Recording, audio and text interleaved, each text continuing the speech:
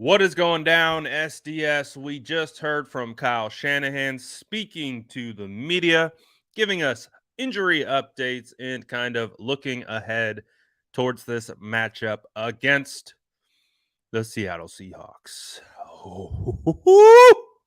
It's playoff football, baby. But today is going to be our first ever official Sourdough Awards show. So we are going to recap our award predictions and actually hand out the first ever Sourdough Awards. You know, this is bigger than the ESPYs. This is bigger than any award show you've ever seen. Not really, but we're gonna have some fun with it. So smash that like button, drop an SDS in the chat, and let's give some awards out, shall we? Let's go.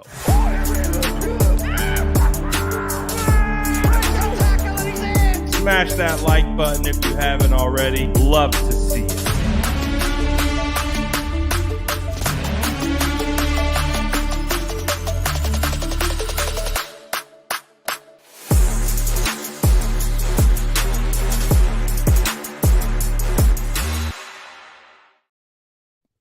What is going down, my sourdough squadians? It's good to come to you on this Thursday. A bit of a condensed week because, as we know, we have a game on Saturday. So today, I believe, is officially the last day of practice for the San Francisco 49ers. Woo! Before they get ready for the Seattle Seahawks coming to town for the wild card playoff round. So we are very excited about that. Kyle Shanahan spoke to the media just not too long ago. And you might have seen me creeping. Callie saw me creeping. I was creeping over there in the 49ers YouTube chat. Shout out to all the SDS always showing love in the chat. But we were listening in on Kyle Shanahan and what he had to say regarding injuries or lack thereof. Typically, if you are look at that hat on the man, looking good. Only took 6 months, but we got it to our guy. Only took 6 months, but we got it to him. There's proof. We got it to him. Look at him. Look how happy he looks, man. Let's go. Let's go. Good to see you around, man. But again, back to the injuries for the 49ers. Really none. Dre Greenlaw's going to be back. Aaron Banks is going to be back. Ambry Thomas is going to be out. And we already knew Jimmy Garoppolo is going to be out. So really, again, you don't ever want anyone to be out, but, unfortunately, Ambry Thomas hasn't really been available to contribute in any fashion this season. So the 49ers really haven't lost anything in regards to it. So we're injury free. We're the San Francisco 49ers are walking into the playoffs healthy. They're walking into the playoffs with 4 healthy running backs. When does this ever happen? Again, this has been a fun season. It's been a wild season. Twists and turns galore. 3 quarterbacks, injuries to running backs. Then you trade for a running back. It's been wild. It's been a wild year. It hasn't been a straight just arrow of success and good fortune. There's been a lot of adversity that this team has had to overcome. And the fact that right now, as they are heading into this big playoff game against the freaking not the Cardinals, the Seahawks, it's good to be as healthy as possible. And we do know the rain is going to be a factor to this weekend. So it is pretty wild that the season has come full circle because week 1, as we know, they started the season in a monsoon. Looks like they got to push through another monsoon to be able to advance to the divisional round. Uh, do what our guy DJ says, looking fresh in the new residency hat. Smash that like button if you haven't already. Um, it's going to be a good one this weekend. So, as you guys know, we're still going to be doing Prediction Friday. So, for Prediction Friday, we are going to really dive into the matchups, offense versus defense, all that type of stuff, look at the depth chart, and kind of conceptualize what we think the game's going to look like. And of course, we pick offensive player of the game, defensive player of the game, bold takes, and score predictions. So, we will be doing that tomorrow where we're really going to dive into the matchup. But today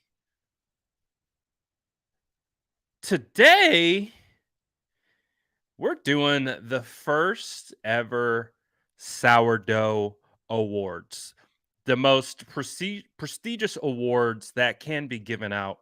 I know you see PFF giving out awards, you see uh, MMQB giving out awards on their platforms. Nah, the Sourdough Awards are the most prestigious of them all. Um, if we keep this up, eventually we're going to have a trophy. We're going to have trophies, and we're actually going to have to give the trophies to the players. So that will happen maybe next year, especially if the first ever Sourdough Awards are a smashing hit. We'll definitely have to get some actual trophies made up and actually send them to the players. Just because, hey, why not? Um, so let's get into it, shall we? I think we should. I think we should hop right in and start handing out some awards because let's face it, the you know we did our awards predictions at the beginning of the year, so it would only be right to kind of revisit and reevaluate and see how we started and projected and close the 2022 season with our final award show. It's the only right thing to do. So let's start off. Let me get myself together here. And so obviously you guys are going to have your opportunities as well to kind of put yours in. I've already got my list put together, but we will definitely talk about it all. And there's going to be some disagreements and some healthy debate about who should win the awards, but that's what it's all about. DJ says, I requested today off for this awards event. Smash that like button, SDS. See, that's how you know that these events, and these awards are a big deal. So that's how you know. Um, let's get into our very first award. So I did this one at the beginning of the year. I had said, who is going to be the hero of the year? So I'm going to give you guys an opportunity to drop who you believe the hero of the year was for the San Francisco 49ers. And to re-jog your memory, my hero of the year, and again, the kind of what the hero of the year is someone that we would have to rely on. Might not be a big name, might not be a player that had even started before, but a player that we are going to have to rely on big time this season. So my hero of my preseason hero award went to Talanoa Hufanga. So that's who I picked as my hero of the year, a player that hadn't got a ton of playing time, was going to have to step up and really bring their best game for the San Francisco 49ers and uh be a hero, play some hero ball. And he did. He did that early. Talanoa Hufanga, again, was a Pro Bowler this year in his first year starting. And I see a lot of good uh, players that are worthy of this, but unfortunately for Brock and CMC, they have more prestigious awards. Now, the Hero Award is uh, uh, one of the highest awards you could win. Um, but we have some other awards for CMC and Brock Purdy. But those two guys have definitely saved the San Francisco 49ers season. So I agree 100%. You know what? This is gonna be a co-award.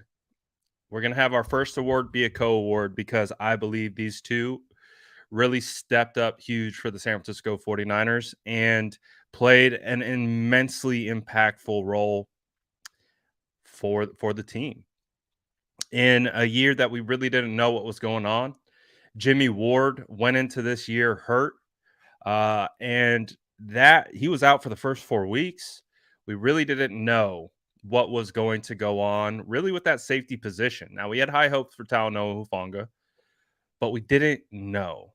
And we really needed someone to step up in that role. And again, this defense, one of the best top ranked defenses in the NFL.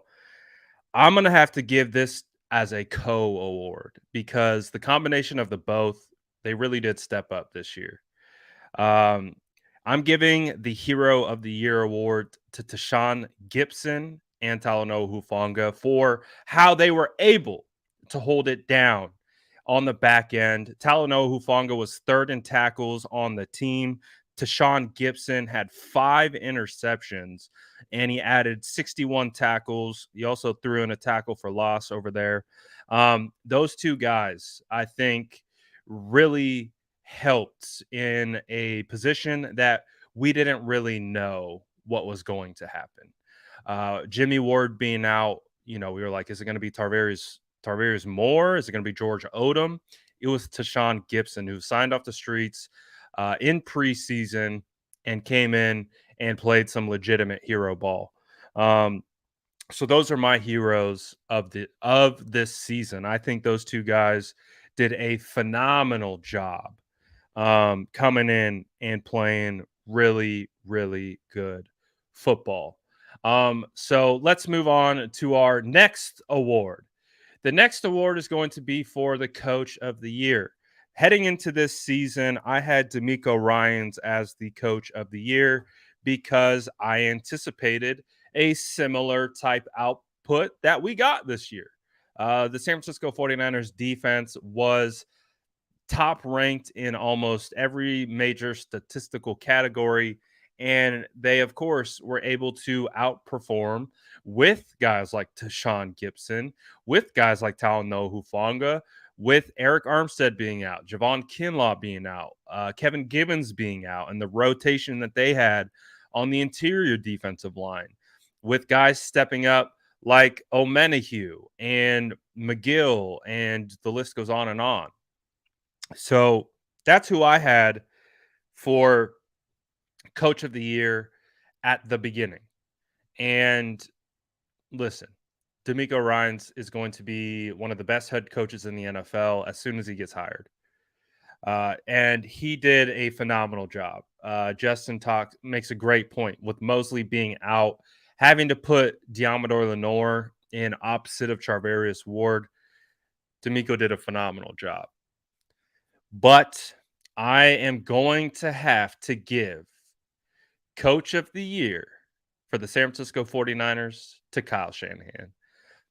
Listen, 2 years in a row, we've gotten the fire Kyle Shanahan talk, and it's gotten hot and heavy and palpable. I do agree, Brian Greasy, underrated pick for sure. But I'm going to have to give that award to Kyle Shanahan. Congratulations, Kyle. You deserve the love because of what he's been able to do. Not only, with the 3 different quarterbacks, Trey Lance, then going to Jimmy Garoppolo, then Brock Purdy. The way they've had to work through a brand new offensive line, essentially, on the interior. They were dealing with injuries. Elijah Mitchell was down for the majority of the year. Understanding and needing to go and get Christian McCaffrey, and I'm sure he was pretty instrumental in that particular move. So I got to give coach of the year to the head coach, Kyle Shanahan. I think what he's been able to do, and again, it takes a team. It's not just one person. It's his staff. It's the way everyone stepped up around him and the way the offense has operated. So, and he's the head coach. So, although D'Amico Ryans, I believe, is very worthy of this award, I believe Chris Forster is worthy. I believe guys like Chris Kosarek worthy. There's the 49ers staff did a phenomenal job this year. I mean, they all get helmet stickers. That's for sure. But I got to give coach of the year to Shanny. I think he did a really really good job this season. Moving on to our next award, the most underrated player on the San Francisco 49ers this season. So, heading into this year, the most underrated player that I had was Emmanuel Mosley. I thought Emmanuel Mosley didn't get enough credit for what he brought to the table.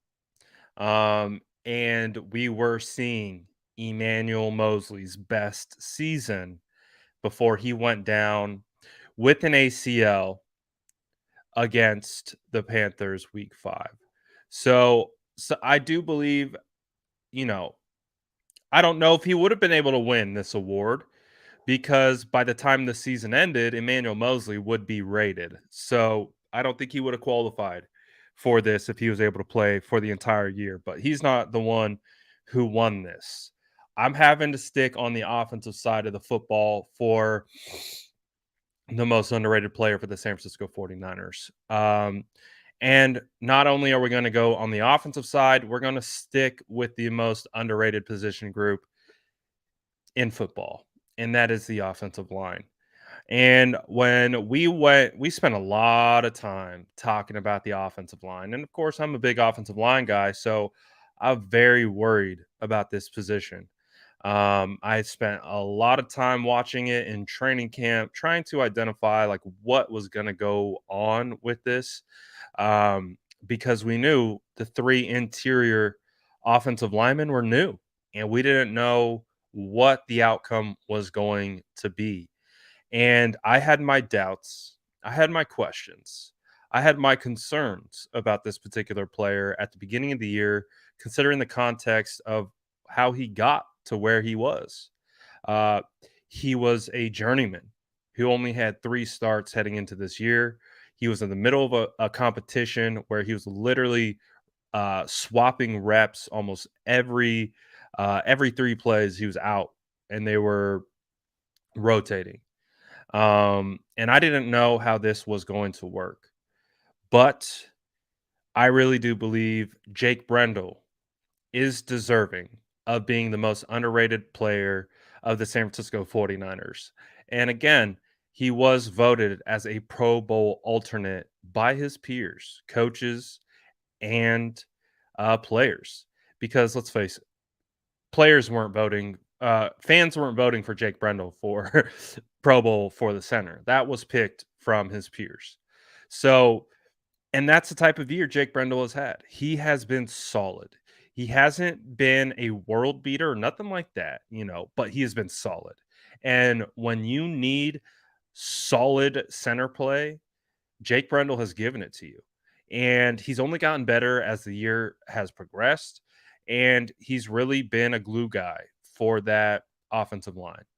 And for an offensive line that I think has played much better than we all anticipated. And I think Jake Brendel deserves a lot of credit for that.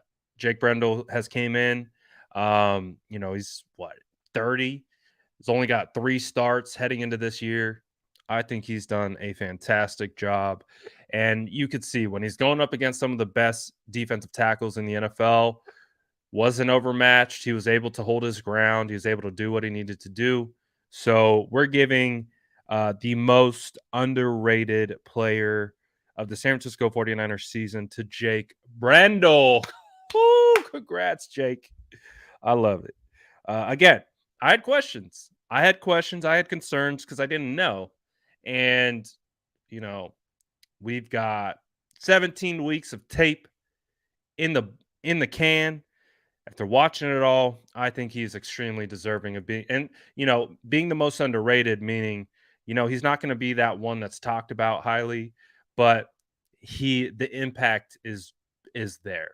And the impact that he provided to this team and this offense has been huge. And so we tip our cap to the fellow ginger beard, Jake Brendel. Congratulations, Jake. The very prestigious award.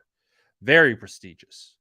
Um, let's go and I'm curious I think there's a couple guys that could win this next award, and I am curious to see what you guys think for comeback player of the year. Um, so drop who you guys think the comeback player of the year should be. There were a couple players that came back from injury uh, last year. Obviously, we've gotten Javon Kinlaw back.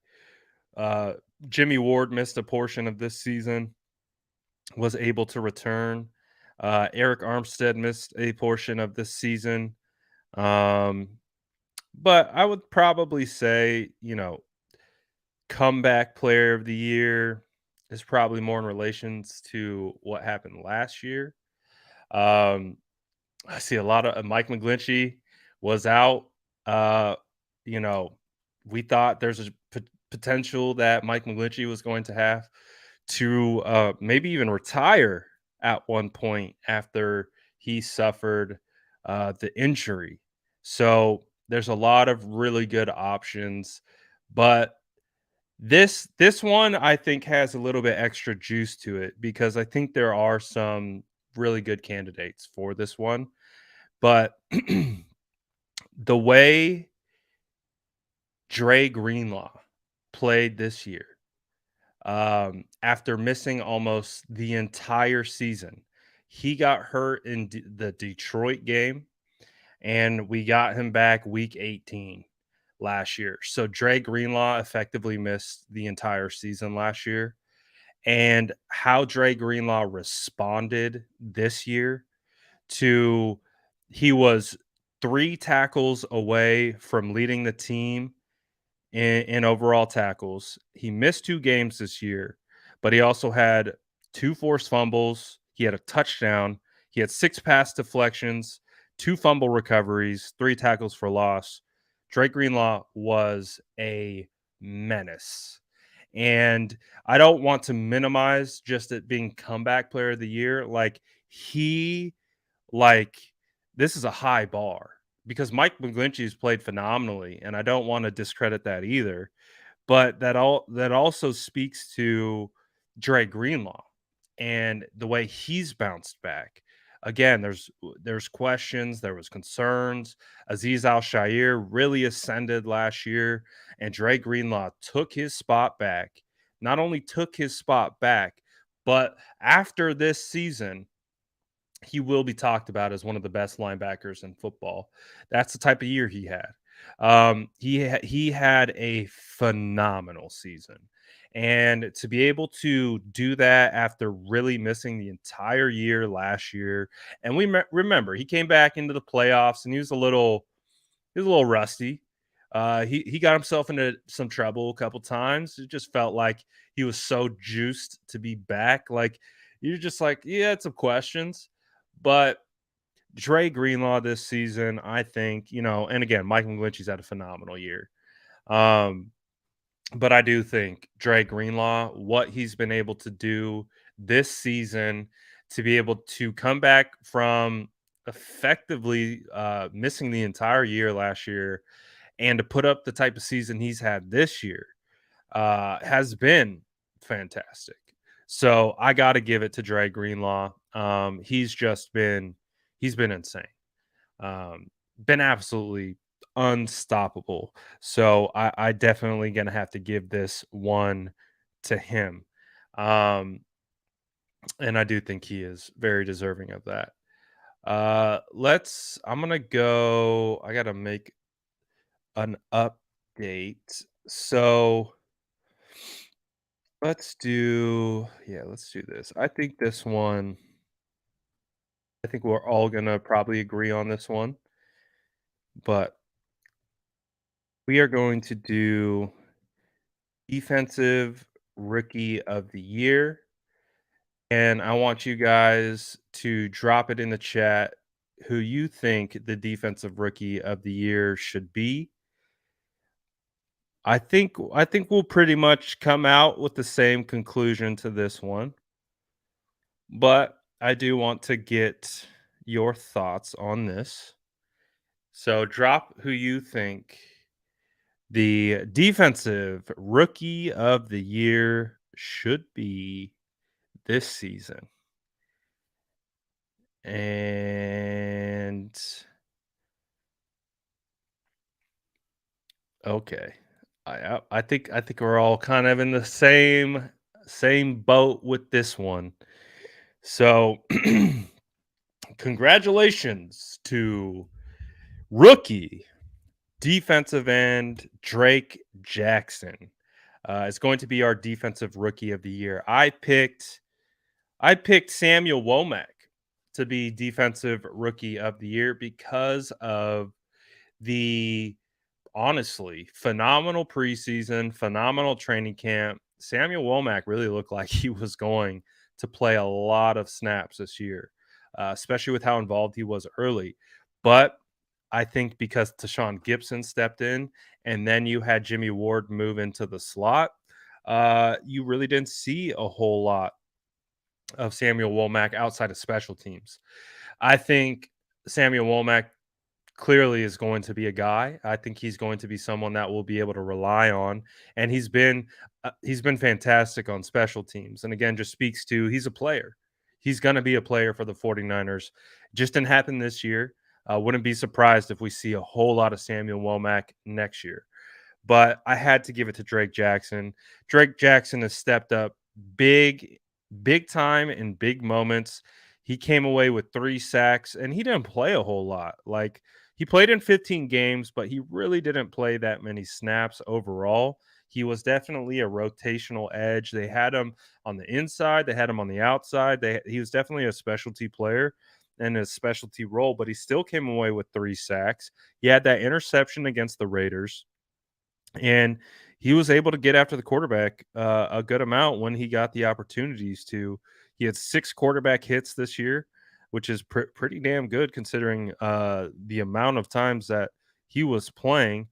Um, and I really do think Drake Jackson has a big opportunity to take take big steps next year. I think we are going to look at Drake Jackson as someone who's going to have the biggest year 2 leap.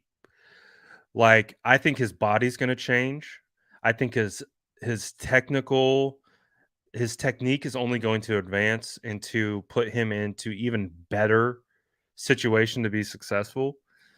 I don't know if the San Francisco 49ers will be bringing back Samson Ebukam, so there is a real natural fit for Drake Jackson to slide into that defensive end spot on the opposite side of Nick Bosa.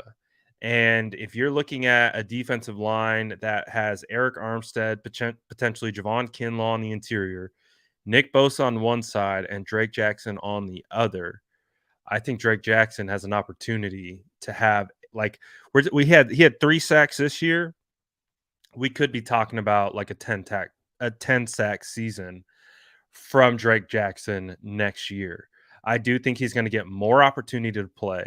I think his body is going to continue to develop. Remember, this kid's 21. And that's the biggest thing with prospects that we all have to remember. These guys' bodies are still developing until they're 22, 23, 24, 25. So that's why I don't ever try to pigeonhole prospects, what they look like at 19, 20, 21, because I understand as long as they're going to continue to be in an NFL weight program, they're going to be able to get this type of focused experience. Drake Jackson is only going to get bigger, stronger, faster, and more polish. And that makes him dangerous because we knew coming in Drake Jackson was raw, very raw. He wasn't used properly at USC. He didn't get the coaching at USC, but he had the traits. Well, we're going to see that guy get molded into potentially, maybe a little bit of our own Brian Burns. So I'm definitely looking forward to see what we're going to get out of Drake Jackson next year. I think the sky's the limit for him. I think we're really going to be talking about Drake Jackson as the biggest year two riser out of this rookie class. And, there's some good rookies. There definitely were. That the 49ers had a great draft this past year, which is going to lead us into the offensive rookie of the year. So I also believe that we are probably going to see eye to eye on this one, but feel free to drop it in the chat who you believe should be this season's rookie of the year for the offense. For me, it's not even a question. it's it's wrap it up. It's uh you know to me, at least, it's there's not much of a debate, if any. Um, I definitely see we have some different answers, and that's okay. There have been some phenomenal rookie Jordan Mason. Shout out Jordan Mason. I mean, what a legend. Jordan Mason's going to be 49ers legend. I promise you. Like Jordan Mason is going to be a big time player for the San Francisco 49ers at minimum for the next 3 years. The hope is we get him. He's going to be a Niner for a long time, but Jordan Mason is going to be a guy. He literally put up 258 yards rushing on 43 carries. That's 6 yards a carry as a freaking rookie. Like, that's crazy. 6 yards a carry as a rookie? JP? He's going to be a dog for us. I promise you. But he's not going to get the offensive rookie of the year this year. Ty Davis Price, he's got a ways to go. He was able to put up 99 rushing yards on 34 carries, which is 2.9 a clip. I think Ty Davis Price has definitely showed glimpses, especially late. But right now, I would say Jordan Mason is the better rookie in regards to running backs. You also have Danny Gray. We really haven't seen a whole lot of Danny Gray and what Danny Gray can offer, but it is going to be interesting. And we did get a rookie, Spencer Burford, starting on the offensive line for the entire season. He did rotate the entire year, and I understand why he was rotating. I still think Burford has a lot to work on, and there is plenty of opportunity for him to get better. But because I think there's so much room for improvement for Burford, I can't give Burford the Rookie of the Year award. I got to give. I mean, for me, it's a no brainer. Like, I almost was like, what other award should he get? I don't feel like Offensive Rookie of the Year is enough awards for Brock Purdy. That's my Offensive Rookie of the Year. Definitely got to give it to Brock. Brock has earned it tenfold in regards to what he's been able to do in 6 games. I mean, he has been phenomenal. He has been the biggest and best surprise of this season, to the point where we're talking about potentially finding the 49ers' next franchise quarterback with the last pick of the NFL draft. Brock Purdy is that guy. And he has clearly proven that this isn't a flash in the pan. He is not just like on some wild, crazy momentum high. Like, we understand players are going to have bad games, and that may come, and we hope it doesn't come in the playoffs, which would be unfortunate. But there's a method to Brock Purdy's madness that is making him so successful. And it's really the small things. It's the things that can go unnoticed. It's the minor technical aspects of his game. It's the minor processing that he's able to execute. It's the way he sees the field. It's the way he leads the huddle. Like, you know, Pete Carroll called him a point guard, this week. Got him a point guard. He's distributing the ball, but he's distributing the ball at a high level, like high level. It's at an insane level. I mean, in the 6 games that he played in, he had a 67.1 completion percentage on 170 attempts. Now, Jimmy Garoppolo obviously had a bigger sample size. He had 308 attempts, but his completion percentage was 67.2. And we were watching one of Jimmy Garoppolo's best seasons of his career. And you look at the completion percentage, that's pretty damn good. 67%, you'll take that from pretty much any quarterback. And it's only point 0.1 off of Jimmy Garoppolo. Brock Purdy threw for 1,374 yards. He had 13 touchdowns. Now, this is where it gets wild. Jimmy Garoppolo started 10 games, played 11, right? Started 10, played 11. Jimmy Garoppolo threw for 16 touchdowns. Brock Purdy started 5, played in 6, and he threw 13 touchdowns.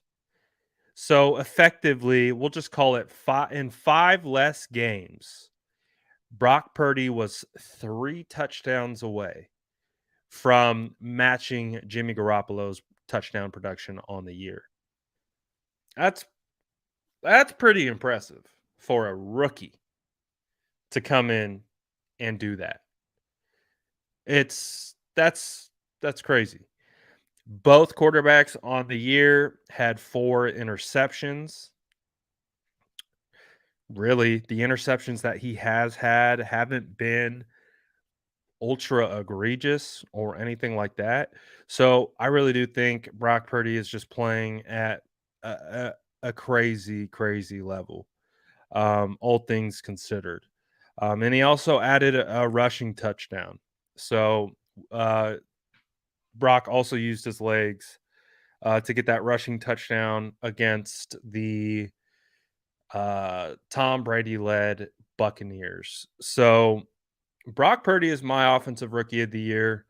I'm not going to lie to you. I thought about him as 49ers just offensive player of the year, but couldn't give it to him because I do think there's other players that are worthy of that.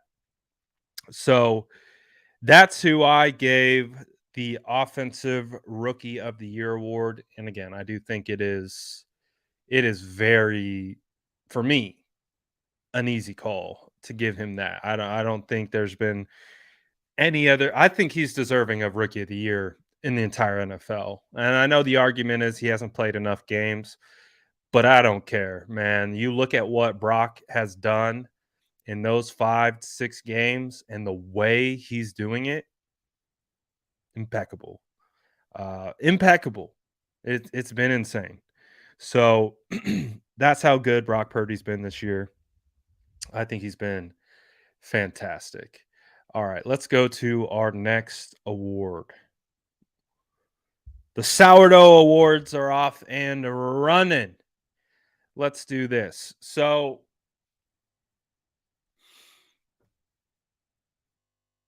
this next award,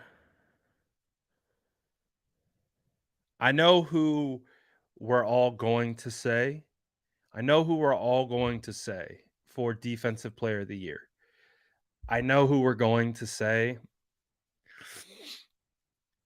but think think think number 2. Think like second place because just roll with me. Who do you think defensive player of the year is this year? Just drop it in the chat. Um, because I know where a lot of us are gonna go here. But think like the next one. The next one down. So let me know in the chat who you guys are thinking about for 49ers defensive player of the year. And there are a lot of good options. You know, we talked about Dre Greenlaw, 3 tackles away from leading the team in total tackles. Fred Warner led the team in total tackles. Talanoa Hufanga was third in tackles. Charvarius Ward was fourth in tackles.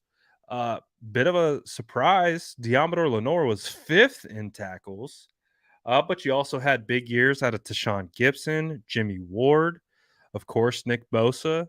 Um, Emmanuel Mosley, I think, was on a pace to be able to play at one of those levels. Uh, you had, oh my God, that's insane. I'm gonna get to that stat in a second because that's a ridiculous stat. Um, that's a ridiculous stat. But who do we think is going to be the defensive player of the year? Let's see what you got. So far, I see some Dre, I see some Mooney, I uh see a lot of Dre and Mooney. And I'll be honest, I think those 2 guys I think Fred has had a phenomenal year. It's just kind of coasted because we're just so used to Fred Warner just being this certain level that like we maybe are at a point where we're starting to take for granted Fred Warner a little bit because he's just been playing so well. But for me, I think this year was a big year, especially with the injuries that I think were suffered um, to this position group. And because the injuries that occurred to this position group, it really kind of emphasized this particular player, I think, even further. And because of that, it also put him on an island a little bit. And when he was tested, he did the job and he stood up and he became a huge part of this defense. So at the beginning of the year, my defensive player of the year award went to Mooney Ward. So that's who I picked in the preseason. My preseason defensive player of the year was Charvarius Mooney Ward. The player that I am picking and giving the coveted Sourdough Defensive Player of the Year award to will be Charvarius Mooney Ward. I think he has been phenomenal this year.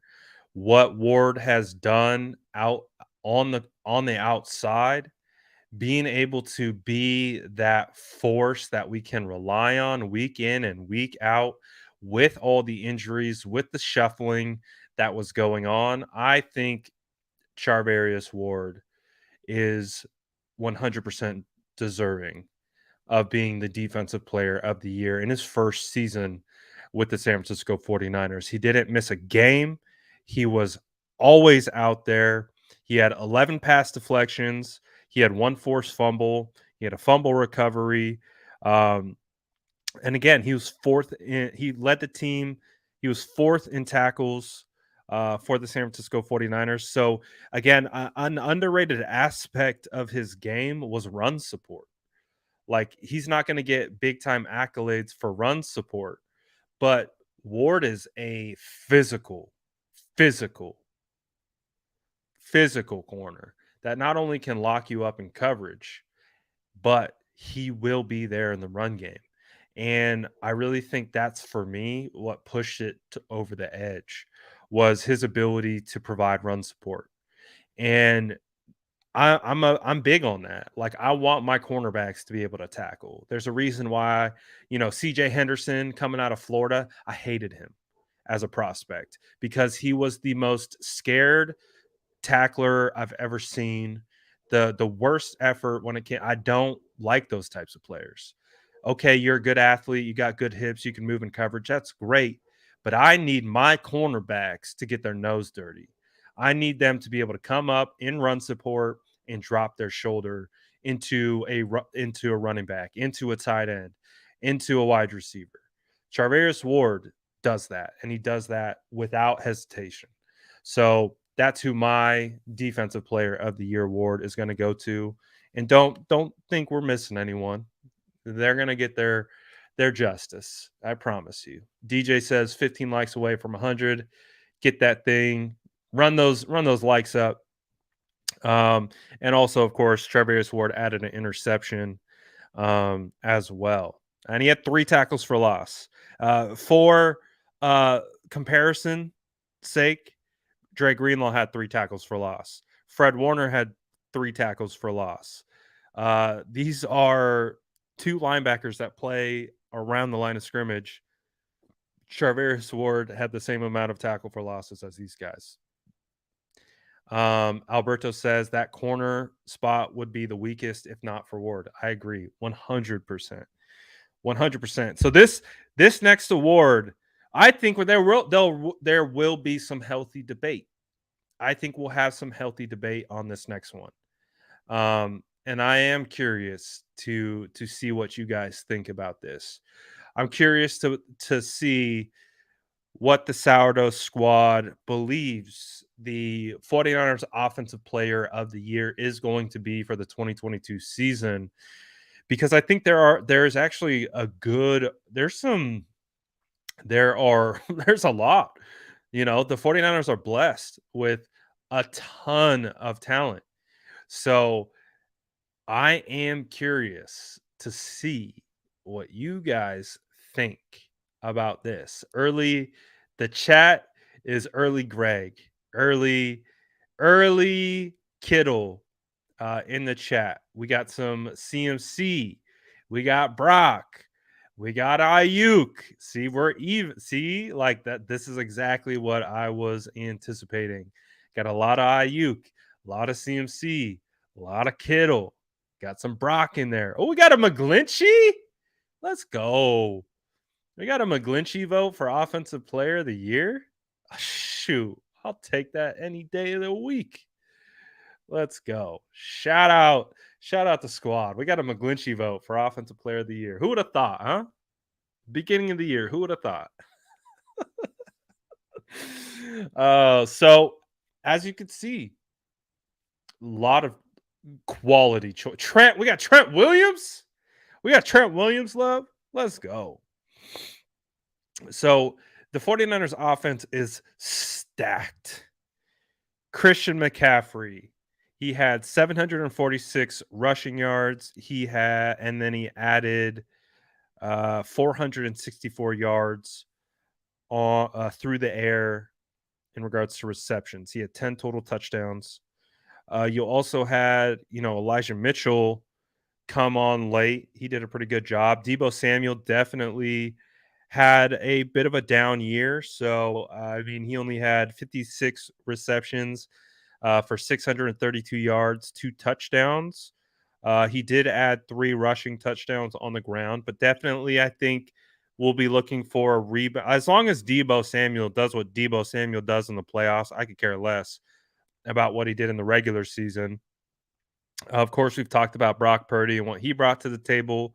Hell, if you want to give a fullback some love, Kyle Juszczyk balled out this year for the 49ers. I mean, he doesn't get the stats, but he is an integral piece. Brandon Ayuk with his first 1,000-yard receiving season on 78 carries, 8 touchdowns. What a turnaround for Brandon Ayuk. 8 touchdowns from Brandon. Let's go. From the doghouse to 8 tuggies. Let's go, Brandon. Good job. Shout out, Brandon. Phenomenal job. George Kittle, the reemergence of Greg. 60 receptions, 765 yards, 11 touchdowns. Hell, Jawan Jennings, 35 receptions, 416 yards, and a touchdown. So the 49ers have a ton of options here to choose from. Ton of options. There's really, you really can't go wrong with a couple guys. Like, you really can't. Like, I think there's multiple players that are worthy for the offensive player of the year. I think Brock Purdy is worthy for a conversation. I do. I think Brock Purdy is worthy to be in the conversation. I think Ayuk is worthy of the conversation. Um, I would say definitely Kittle, So there's some good options here. But for me, the offensive player of the year for the San Francisco 49ers, Christian McCaffrey. I got to give it to him. I got to give it to White Boy Supreme. I mean, WBS came in here in the middle of the year, picked up the offense right away, and absolutely just made his mark instantly. He changed the complexion of the offense. He changed the complexion of the offense. When, it was one of the first things that I talked about when the 49ers traded for Christian McCaffrey. I talked about I talked about the concept of gravity. Like, I compared him to Steph Curry because when Steph Curry's on the court, the defense gravitate towards him. You have to know where he is at all times, and it affects and changes the defense. And there's a gravity that is involved when a player of that caliber is on the field because it affects keys, it affects coverages, it affects everything. So, and we saw that. Christian McCaffrey, even in half a year with the 49ers, the impact that he brought to the table of opening things up for the entire offense. And the fact that he can do it 3 ways technically, but through on the ground and receiving, I got to give it to Christian McCaffrey. If I had to give it to a number 2, I think number 2 would be George Kittle, and if I had to give it to 3 would be Brandon Ayuk. So, I think there's a lot of guys that are worthy. I think there's definitely you can have a debate, you can have a conversation. I thought it was going to be the most highly differentiating answers in the chat, and we were right. There a lot of people picked Ayuk, a lot of people picked Kittle, a lot of people picked CMC, and I think they're all worthy. But if I had to rank them, I'd go CMC 1, Kittle 2 because of what Kittle can provide in the run game. I do think Kittle's blocking really picked up this year, and he continued to be a force in the run game as well. Of course, adding 11 touchdowns has been great, but he's also been a force as a run blocker as well. And then the emergence of Ayuk. Ayuk has been great. So that's how I'd rank it. Um, outside the quarterback, I would definitely go CMC, Kittle, Ayuk. That's how I would rank it. Um, but I think they're going to be pretty good. Justin says CMC averages over 170 yards against the Seahawks in his career. Definitely got to keep that one rolling. All right. So I'm going to need everyone to chime in on this. I'm going to need everyone to give me who they think it's going to be. And I think we all know who it's going to be, but it is time to give the most prestigious of the sourdough the most prestigious sourdough award. That is the MVP, the most valuable player. Now it is time to let me know who you think that player is going to be in the chat. Oh, we got some Brock Purdy love. We got some Brock Purdy love. Hey, the chat would riot. Hey, I do agree that Brock Purdy is extremely valuable. I think he's extremely, extremely valuable, and I do not discredit that. But I do think there is one player that is so valuable that, and I'm gonna tell you this. I'm gonna show you this stat that just makes it blew my mind. I just saw it for the first time actually on the stream, and I laughed because I was like, that is crazy because not one player is even in the stratosphere of what this man has done this year. My MVP, inaugural I can't talk. Inaugural sourdough MVP is going to be Nicholas John Bosa, the bear, the man, the myth, the legend is got to be the MVP of this season for the San Francisco 49ers. He has been a game changer, a game wrecker. He has been phenomenal.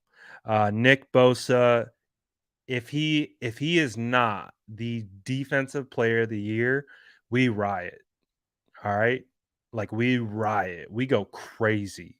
If if if somehow, some way this league does not give Nicholas John Bosa the defensive player of the year, we freak out. We riot. Pitchforks and all. We're going crazy. We're letting everyone know on the timeline that they done messed up. We're going to let them know because he better be. It should, the fact that you see uh, outlets like MMQB, like PFF, leaving out Nick Bosa, like not even saying he's not like defensive player of the year.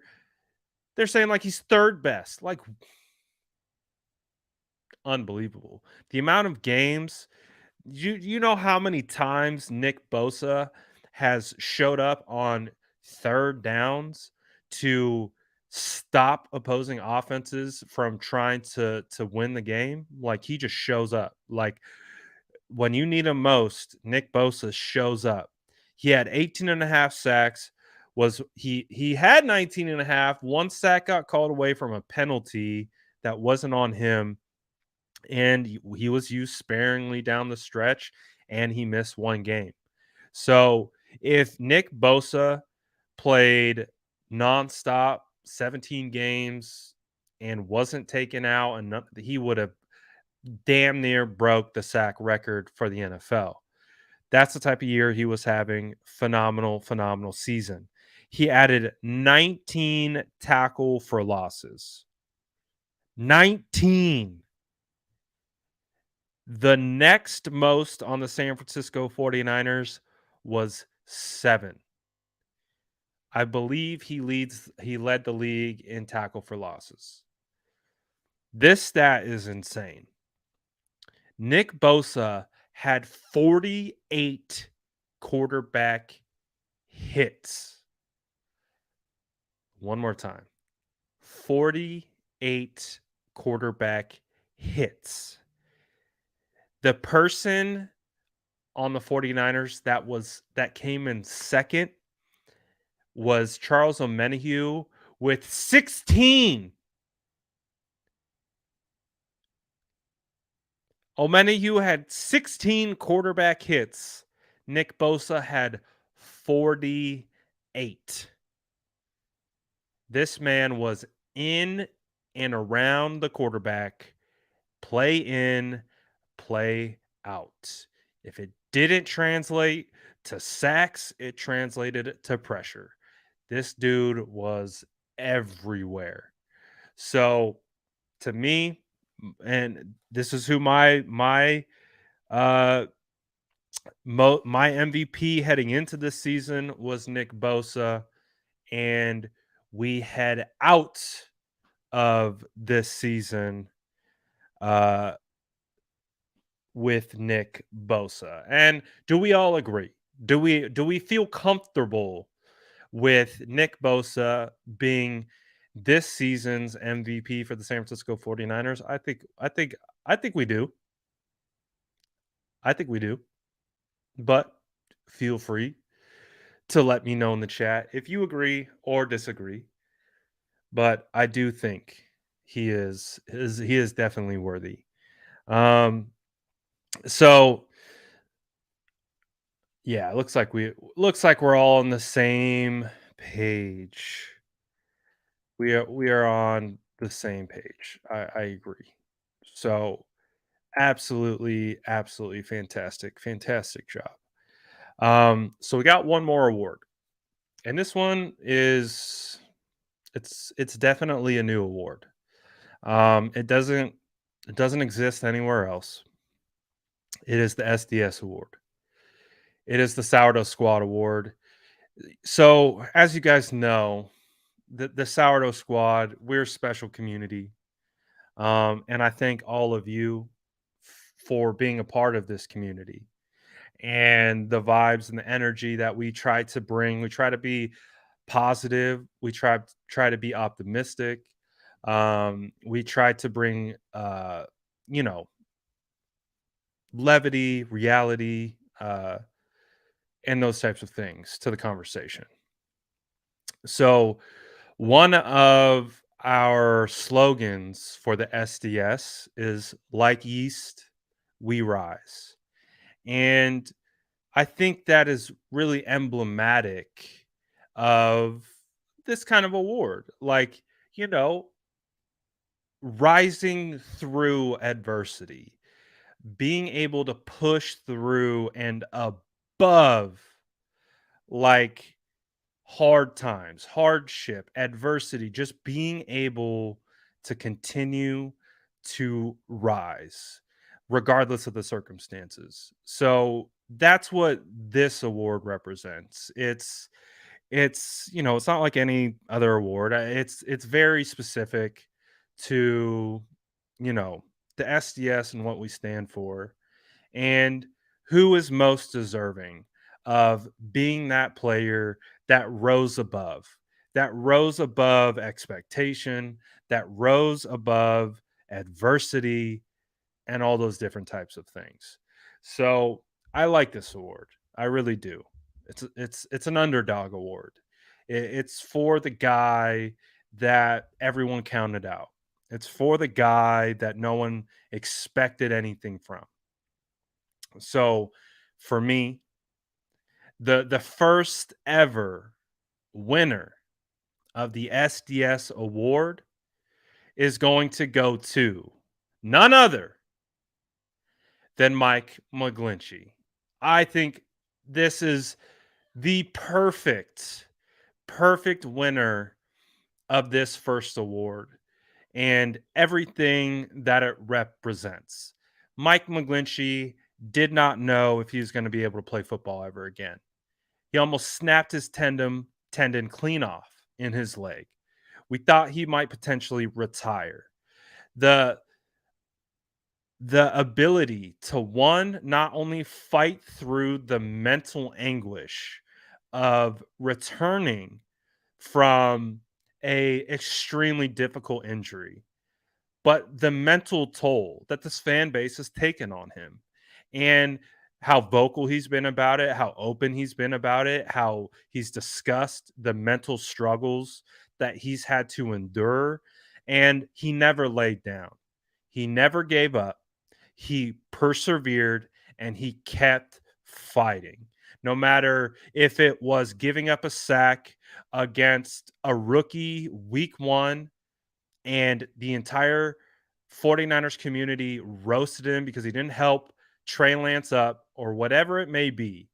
His continued just eyes forward and ability to just push through and improve, not only improve his game from a physical standpoint, improve his game from a mental standpoint. And he has proven to be a huge asset for the San Francisco 49ers down the stretch.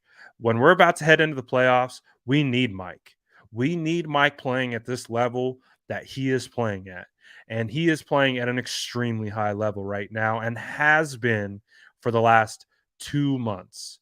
So this ward is, again, our slogan is like yeast, we rise. And I believe Mike McGlinchey, out of any player on this team, has risen through more adversity than anyone else. And he is deserving of this. He is deserving, one, for how he plays, but how he's managed the circumstances that are in front of him, whether physical or mental. And I feel like that is a perfect first winner of this award. And I think it exemplifies what this award is. It's for those guys that have been counted out or just don't get the appreciation that they deserve, and we're able to rise above it and exceed expectation, exceed the perception, and amidst all adversity, successful. So that is our SDS award winner, the first of its kind. And also, shout out to all you guys for rocking with me on our very first award show. Like I said, this has an opportunity. Like, I think next year we got to do trophies.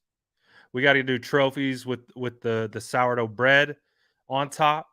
Like, we're gonna do trophies, and we're gonna do the name. We're gonna do it all. So this is just year one. It's our first year. So, you know, we're still, shout out to you guys, man. This is like, it's not our first year, but it's our first year. Like 2021, for the SDS, for me, just trying to figure out what the hell I was doing. Just trying to figure it out. Trying to develop, an on-camera presence, trying to understand what type of content we are doing. 2021 was all about trial and error for this YouTube page. We were just figuring it out. This year, 2020, was I would say our first like real year where we knew what we were doing and we knew what we were executing. And we ooh, ooh, ooh, ooh, we need a mod of the we need a mod of the year award. Ooh, send me all your award. That's a good one. That is a good one, Joshua. And I like who you picked as well. I do like that. I mean, Joshua's up there, uh Jesus is up there again. I said Jesus and Siri pops up. What the hell, man? I probably shouldn't have said those two at the same time. But still, what the heck, Siri? Um, Mod of the year. That's a good one. That is a good one. That's a good one. I like that one. There's a lot of there's a lot of good there's a lot of good candidates for that one. But DJ has been a phenomenal mod. DJ's been working. Sean's always our island boy. Sean always around. Harris, we see Harris. We see Bubbly. We see all the squad.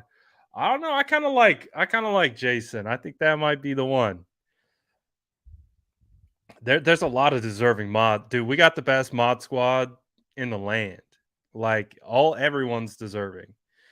We definitely got the best freaking mod squad out there. Um, we do, we do. But so Jason, uh, Joshua had brought up that we needed a mod of the year, and he also had presented you as his pick. Uh, and I I agree with it. You know what? I agree with it. And we have so many good mods. Like again, we have the best mods. I love my mods, like the vibes that everyone brings to the table. The fact that you guys show up damn near every day to listen to this ginger beard talk about the 49ers. It boggles my mind that we got dudes and gals that show up to watch me talk about the 49ers every day. Crazy to me. And I'm extremely grateful and have so much gratitude for that. But I know Jason, I don't know if Jason misses an episode, man. Like this dude is always in here. He's always bringing energy, always bringing vibes, always reminding me of stuff if I mess something up or he's got my back. So, but we have so many, man. We have so many. I mean, Aloha, Smitty, we the whole squad, man. Like we got squad for days. So it is really hard to pick one, but I'm gonna pick. This is a good one. I like this one. So keep this in mind for next year, mods, and we'll have to do a mod induction at the end of the year, where we'll bring on some more mods that get bumped up for uh their contributions to the chat over the year. But I agree. I think we got to give mod of the year to Jason for for the vibes, man. I appreciate you guys. I appreciate all the mods, man. Practice squad mods. But shout out Jason, man. I got to give it to Jason, mod of the year, dude. I got to give it to him. There's a lot to pick from. A lot to pick from. We're still undefeated though. Shout out to the whole squad. Gotta recognize the chat as well for a phenomenal year. Oh yeah, we need a mod ring of honor.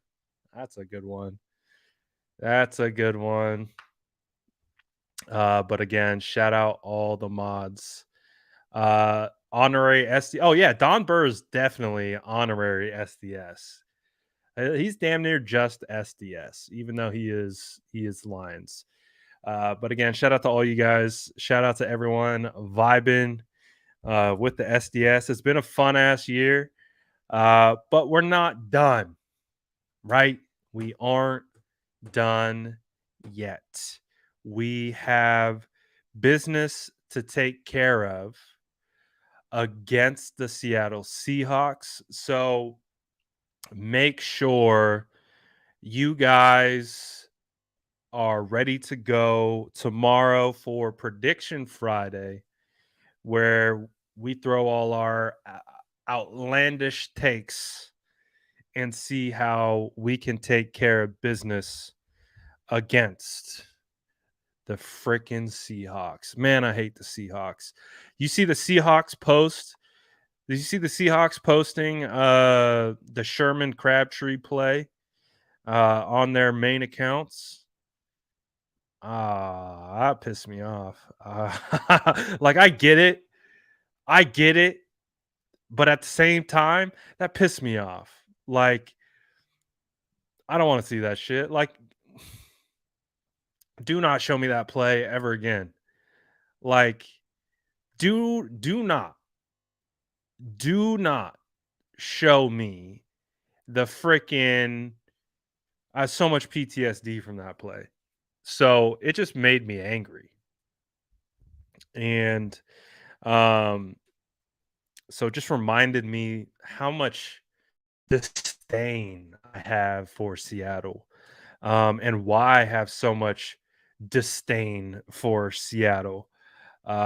Really just upsetting. Just reminded it just it was those old wounds opened up. We might have to do the Greenlaw goal line stop, uh, just for good sake, for good fortune.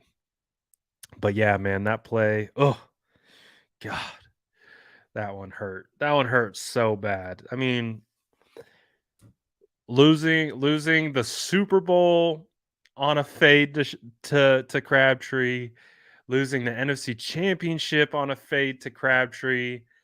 So much PTSD. But the San Francisco 49ers have 4 opportunities in front of them to erase all PTSD. And that's what we're hoping for. Get past the Cardinals 1 week at a time. We know what the ultimate goal is. That will erase it all. I will gladly go through all those years of pain and heartache if we can get it done this season. That's what I'm hoping for. Oh man, we got a crazy game tomorrow. We'll talk about the weather tomorrow. Talk about the matchups. Third matchup against Seattle this year. Is that a big deal? Is it not? Who benefits the most from that? So we'll talk about that. We'll do our score predictions and all that good stuff. But again, shout out to all the SDS. Shout out all the mods. Appreciate everyone rocking with me this season and really our true first year front to back. And I appreciate all your guys' continued support. Appreciate all you guys always vibing with me. And again, it really does mean a lot. And I appreciate all you guys because, like SDS, we rise, baby. Shout out the best 49ers community on YouTube. You cannot convince me otherwise. You guys are the best and really, really are the best in the world. You guys, you get an award, you get an award, you get an award. Everyone gets an award for being goated. Grab your cookies on the way out. Appreciate y'all. That's it for me now. We'll be back tomorrow for Prediction Friday. Y'all have a blessed day. I'm out of here. Peace.